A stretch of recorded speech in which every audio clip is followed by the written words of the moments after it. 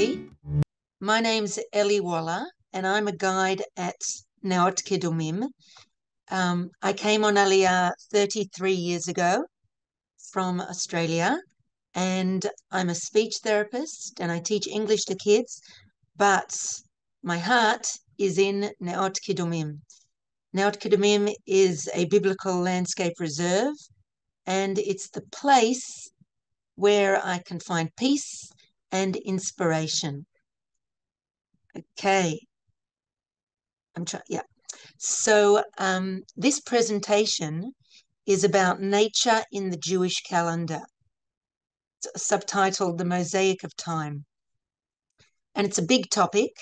And what I really want to try and do today is to give you a snapshot of what nature looks like right now in Israel, right now in the Jewish calendar. And hopefully you'll be able to get a sense of what it's like in Israel right now. These are dark days in Israel right now. I'm speaking in terms of the terrible events that happened on Simchat Torah. And here in Neot Kedumim, we're not open to the public to take people on tours around. That's the thing that we like to do most, but we want to give you some sort of solace by seeing some kind of nature in this way through the Zoom. Okay, so here we go. It says in Kohelet, it says lekol zman ve'et lekol chefetz tachat hashamayim, in the third chapter of Kohelet, third chapter of Ecclesiastes, and my translation here says, everything has a season and a time for every matter under the heavens. This translation is actually from Robert Alter. And what I would like to teach you, what I would like for you to understand is that nature changes all the time. When I have groups who come to Neot Kedumim from Chutz La'aretz, from outside of Israel, they drink in what they can see. They see what's growing in nature. And I always tell them what you can see now it's not going to be the same tomorrow. It's not going to be the same in 3 months and in 6 months. It changes all the time. And over here we have a picture of 2 calendars. Why 2 calendars? Because on the left, under the sun, you have the solar calendar, which is the Gregorian calendar, 12 months, January, February, and so on, 2023, in fact. And we are, of course, in October. And the Jewish calendar is a lunar calendar, hence the picture of the moon. And if you count over there, you'll see there are 13 months and not 12. There aren't always 13 months. Sometimes there are 12, and we're going to talk about that today. But if you look at the names of the months there, Tishrei, Cheshvan, Kislev, and so on, these names we are going to be talking about with a focus on Cheshvan, because we are in Cheshvan, is actually the 11th of Cheshvan today. We have a tradition of calendars that archaeologists have found going back. This was one of the first calendars, certainly in the land of Israel. This is called the Gezer calendar, and you can see a depiction of it right here. It was found on a stone in a place called Gezer, which is to the west of Jerusalem. And it was dated to the 10th century BCE, from around the time of King Solomon. And what it is an agricultural calendar. And it goes through and it describes what happens in the different months of the year. And if we look at the one that I've highlighted, which is in fact the period of time that we're in right now, it says October, November. In the Hebrew calendar, they're called Tishrei and Cheshvan. And they are 2 months of gathering in your produce. We know that the last festival that we had was Sukkot, which is also called the ingathering festival, because you're bringing in your produce before the rains start. Other calendars that are very famous, that are found in archaeology, are these mosaic calendars. Let's have a quick look at them. This one over here, figure 1, is from Tzipori, and that's from the 5th century. It's a mosaic on the floor. The picture doesn't do it justice. Over here, this one, the black and white, is a depiction of a zodiac that was, it's a mosaic from Na'aran, which is near Jericho. Below it, you have the zodiac from Tiberius, from the 4th century. And maybe possibly the most famous zodiac is the one in the bottom, on the right-hand side. That's from Beit Alpha. But what you see, what's common to all of them is that they're divided into 12 different months, according to the signs of the zodiac. And notice that in each corner, you have figures that tell you about the tkufa. It's actually written tkufa on the Beit Alpha mosaic. The tkufa being the agricultural season. Okay, so this is a close-up of the Beit Alpha mosaic. And I could talk so much more about it, but we have lots of other things to talk about. So I'm going to move on, and I'm going to show you these next quotes. As you know, in Neot Kedumim, we walk around, we look at nature with our Bible, with our Tanakh in our hand, because we use the Tanakh, we learn the Tanakh in order to understand nature, and vice versa. We learn about nature in order to gain more insight into the Tanakh. So, in the Tanakh, it doesn't use, it doesn't talk about the seasons as we know them, all of the seasons. It doesn't talk about the seasons of summer and winter and fall and spring. What does it say? If we look at last week's parsha, this first source is from Bereshit, Parshat Noach. It says, Ad ko yimei haaretz zera vekatzir vekor vechom vekayitz vechoref veyom velayla lo yishbotu. What do I want to highlight? These words, kayitz vechoref, they are talked about. It does say summer and winter, but what happened to fall or autumn and spring? So you could say that these words, zera vekatzir, seed time and harvest, they could be fulfilling the role of the stav and the aviv. All right, so that's from the 5 books of Moses. If we go further into the Tanakh and we look at the quote beneath that from Shir HaShirim, the Song of Songs, it says, Ki hine hastav avar hageshem chalaf halach lo. And the translation that I've chosen to use is by Marsha Falk, who is a great friend of Neot Kedumim. She wrote a superb translation of the Song of Songs, and she translates it as, for now the long wet months are past, the rains have fed the earth. So when she talks about stav, autumn or fall, she attributes them the characteristics of being long wet months. We know that we've had the Yoreh, the first rains in Israel, but I cannot say that we have had a lot of rain thus far. Certainly not. Okay, now, one of my favorite places, Pinot, in Neot Kedumim, is the Galgal Ha'itim, or the Mosaic of Time. And it was created by one of our chayalot, one of our soldiers, in 2002, and her name was Ma'ayan Singer. And what's unique about this mosaic is that it's divided up into the 12 different months, and in the inner circle actually rotates, and we'll talk more about that in a minute. You can see that in the 4 corners you have the seasons, and in each of the months there is something that's blooming or flowering in nature at that time. Now, this is a stylized version of a painting that I prepared some years ago, and the inner circle actually does turn around, and I'm going to tell you why it does that.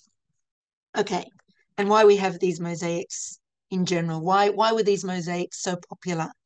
You could say that throughout history, these mosaics came into fashion because they were a liturgical calendar. Perhaps they were a reminder of the annual rites and religious ceremonies. They could have been a celebration of God's creation in the universe, and perhaps an invocation of the destroyed temple in Jerusalem, remembering the temple that had been destroyed. What's very important for us to know is that when it comes to the calendar, the Jewish calendar, there is a human responsibility. What do I mean? I mean that in ancient times, people had to, it's a lunar calendar, the Jewish calendar, people had to go out and monitor the movement of the moon. And when they saw the new moon, they had to report back to their courts so that the courts could verify that it was indeed a new moon and proclaim the new moon. And until the witnesses came and until the courts proclaimed the new moon, it wouldn't be a new moon. So there had to be human involvement. Now, the lunar calendar is 354 days, which is some days short of the solar calendar, which is 365 days. Which can be a problem. You could have a problem. Why?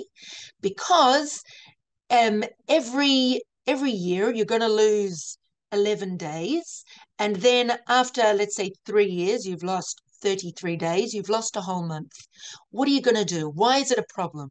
It's a problem because the months of the Jewish calendar where that we need to know when the festivals are and celebrate the festivals have to be in sync with nature.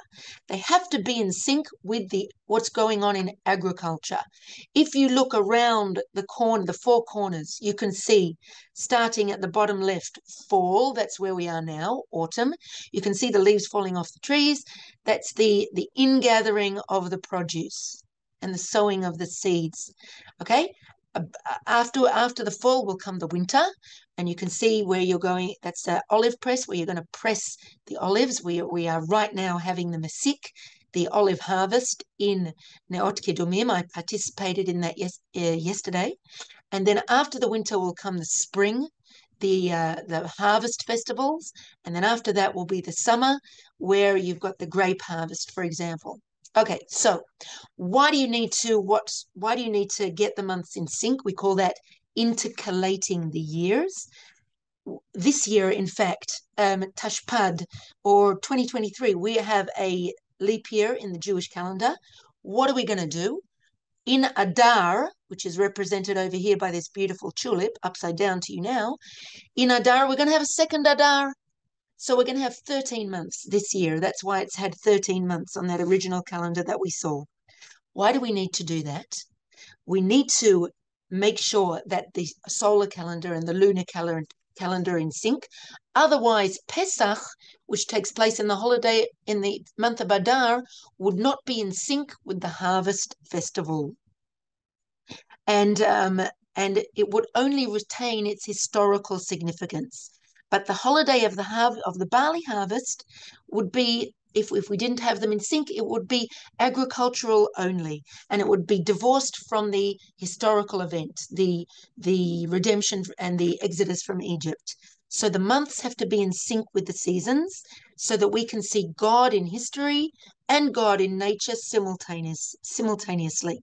Nature changes all the time, but the calendar is set. Since ancient times, we actually have set the calendar.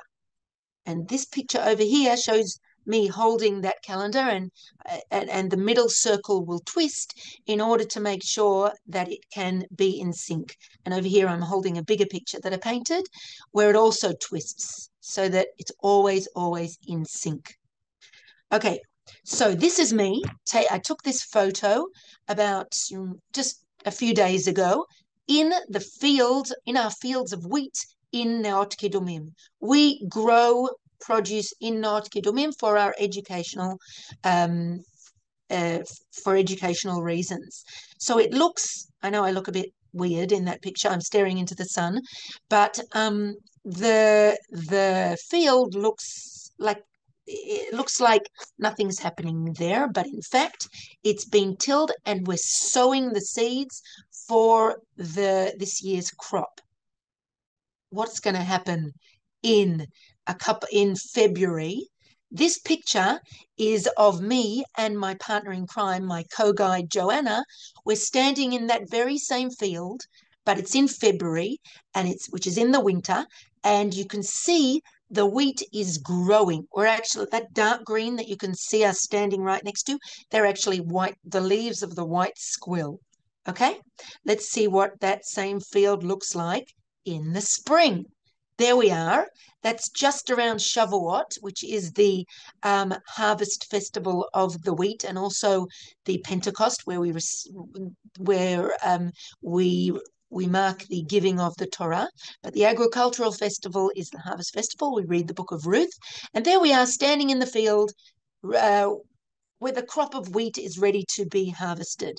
Here we are in the in the depths of the summer, where it's very, very dry. Okay, and that's just a snapshot of you, so you can see what the field looks like at the different months of the year. Now, I want to talk about, as I said, I'm focusing on the fall, and the month that we're in right now is the month of Cheshvan, and I want to talk about that word because it's a weird word, and if you look in the Bible, you're not going to find the word Cheshvan. In fact, you're not going to find those months at all, Tishrei, Cheshvan, Kislev, Tevet. What are you going to find? The months are going to be just named according to their number. And what's the first month? You might think it's Tishrei, but no. The first month is Nisan, because in Nisan we had the Exodus from Egypt, and that is the formative month of Jewish history. So that's when the calendar starts from. And if we count from Nisan, I'm counting on my fingers, Nisan, Iyar, Sivan, Tammuz, Av, Elul, Tishrei, Cheshvan. Cheshvan is the 8th month. But where does that word come from? So Cheshvan is actually a Babylonian name. All of the months are Babylonian names from the Akkadian. But the rabbis over the centuries, they give different ideas that Cheshvan is also sometimes called Mar Cheshvan. And they say Mar meaning bitter. Why is Cheshvan bitter? Because you've just come off of Tishrei. Tishrei was the month before Cheshvan. And Tishrei had all of those festivals. We know the last festival that we celebrated was the Simchat Torah, the giving of the law, and it's got I think forevermore it will have a different meaning for in Jewish history after the terrible events down south by Gaza. But in general, Tishrei was thought to be the happy month because it has all of the festivals, and Cheshvan has no festivals, so therefore Mar Cheshvan. Other opinions are put forward that Mar Cheshvan might mean 8th in Akkadian, and I saw another explanation that it might be from the Hebrew for Izrachish, and that which means it occurred in the month that the temple was built, and that source is from Midrash Shemot. Okay, now let me move forward and show you that these sprouts coming out of the earth this is a photo that I just took a couple of days ago to show you that we've had the early rains and already things are changing. And as I said, as I walk around the park with my groups, I have my eyes wide open and they think, Elly, you come here all the time. What's to look for? And I say, nuh-uh. Every single day it changes, and every single day there are new things to see, and I want to see them. This quote is from Amos, the prophet Amos, and it says, "V'nigash chorish b'kotzer v'darach anavim b'moshech hazara." And Amos is talking about a time of intense productivity in the land, where the plowman shall meet the reaper and the treader of grapes shall meet the one who holds the bag of seed. There'll be so much bounty that the seasons will almost overlap, because we won't even have a breather from gathering in the grapes, and we already have to sow the seeds of the next for the next harvest. There'll be no time to spare. It'll be such a wonderful time for agriculture. Now, this poem, called The Mosaic of Time, was written by a guide in Neot Kedumim called Neely Hirschgal, and it was translated into English by Beth Yuval. And I'd love to read it all for you, but I'm sure we'll send out a link. You can look at it on your own time. I don't have time. I want to just focus on Cheshvan. And what does it say in Cheshvan? It says in Cheshvan we find crocuses, we sow wheat, and we pray the rains won't be late. Okay, so we're going to talk about that in more detail. But everybody knows about Naomi Shemer. She's pictured over here. She was a wonderful singer-songwriter in Israel, and I would almost call her the poet laureate of Israel. She wrote a song called Shneim Asar Yerachim, the 12 months in Israel. And what does she say about Cheshvan? We have a translation here. In Cheshvan, the early rain dances on my roof. And I will explain that in a minute. I can just play you the song for a sec. Oh. Okay. בתשרי נתן הדקל פרי שחום נחמד, בחשוון ירד יורה ועל גגי רקד. That's all I want to hear. Okay, thank you, Naomi Shemer. But getting back to the idea that she said that the rains are coming down, we know that in Israel, it's different in outside of Israel, on the 7th of Cheshvan, this is actually a picture from my Siddur, my prayer book, on the 7th of Cheshvan, which was on Motzei Shabbat, which was on Saturday night, we started to say in Birkat HaShanim, which is in the Amidah, we said the 10 bracha. We talked about, the 10 bracha, no, the ten talomatar levracha. We're asking for the rain to fall because everybody's come back from Aliyah L'Regel, from their pilgrimage to Jerusalem.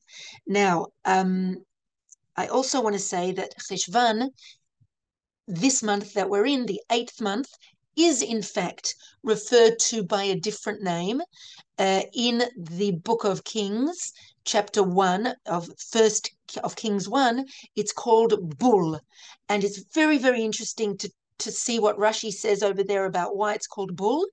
And just to I can give more detail later, more from the other commentaries, but basically Rashi says Bul from the word Esev Bala Besadeh. It's very similar to the idea of when you're feeding your animals fodder, you're giving them dry grass, and the word for that is from the word bolalin or bola.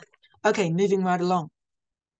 It's also the time of when some of the trees in Israel, it's called fall because the trees are going into shalechet or changing color. Now, this is the picture of what we have for Cheshvan on our mosaic in Neot Kedumim. And what is highlighted? The crocus, the karkom, this beautiful, beautiful flower. And it's mentioned here in the Song of Songs. It's the only time it's mentioned in the Bible. And it is listed amongst a list of beautiful spices. Here's a photo of it, and the Latin name and the Hebrew name, the winter crocus. Aside from the reference in Shir Hashirim, other sources refer to the crocus as being something of exceptional value in the Gemara, Sanhedrin, and she was loved by him like a field filled with crocuses. This is what a lover would love to give as the most greatest gift to their partner, a crocus. We know that another member of the crocus family, Crocus sativus, is a cultivated species, and from that species you get the very, very expensive spice, saffron.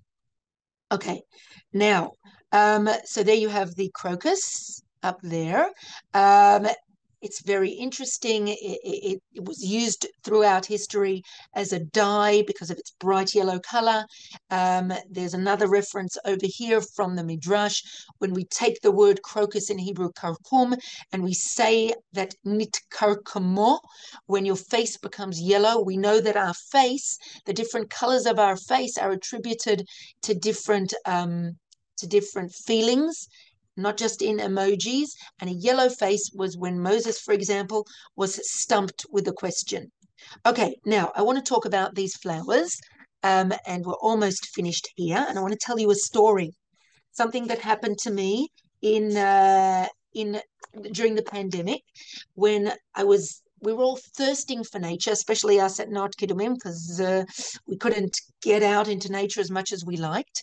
And I belong to some Facebook groups where Botanica Lo Ohavim, people who love nature, and over on the Facebook pages and WhatsApp groups, you can share where things are flowering. And I really wanted to paint the crocus, but I vowed to myself, I'm never going to paint anything if I don't see it with my own eyes at that time. So I was desperately searching during Cheshvan for the crocus, and I couldn't find it. I found lots of Stephen's Meadow saffron in the middle here, and I found lots of Jerusalem autumn crocus, which is sometimes confused with the crocus and sometimes even looks white, but I was still looking for the karkum.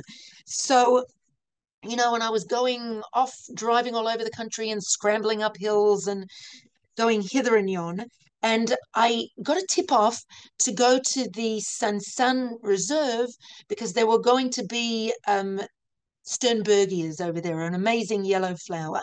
And I get there and I get special permission from the guide to open the gate. And I'm walking around and I hear someone scream, Hine, matzati otam, I found them. And I saw in the distance these three older gentlemen wearing very, very tight lycra biking costumes.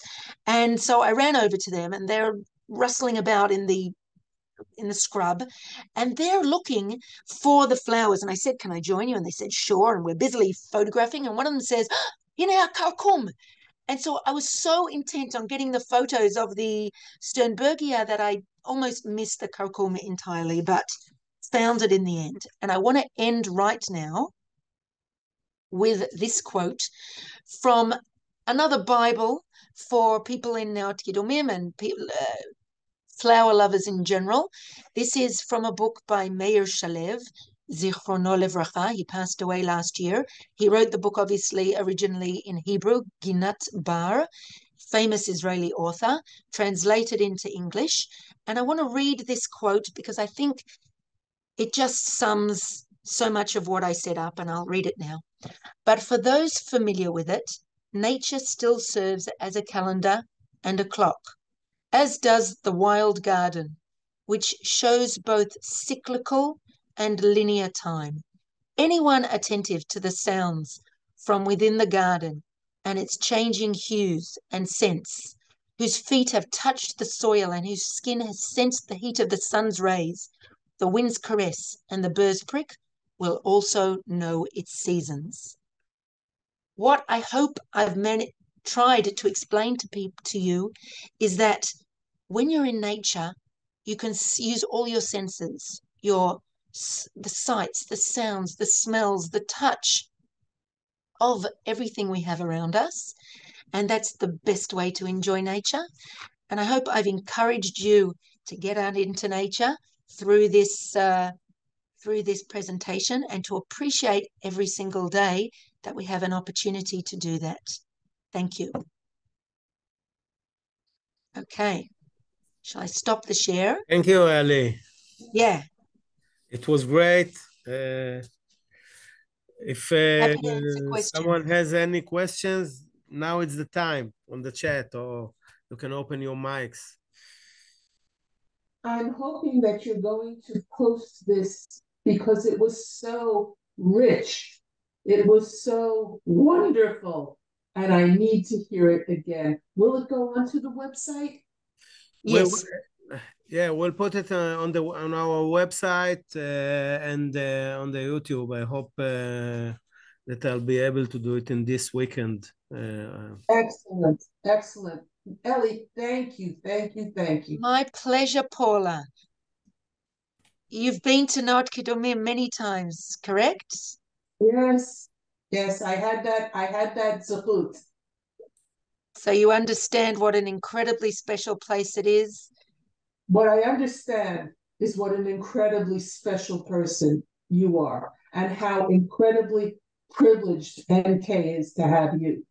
Thank This you is very much. the I agree. Give her a raise. And Paula, we hope to see you in Neot Kedumim soon. Ezra Hashem.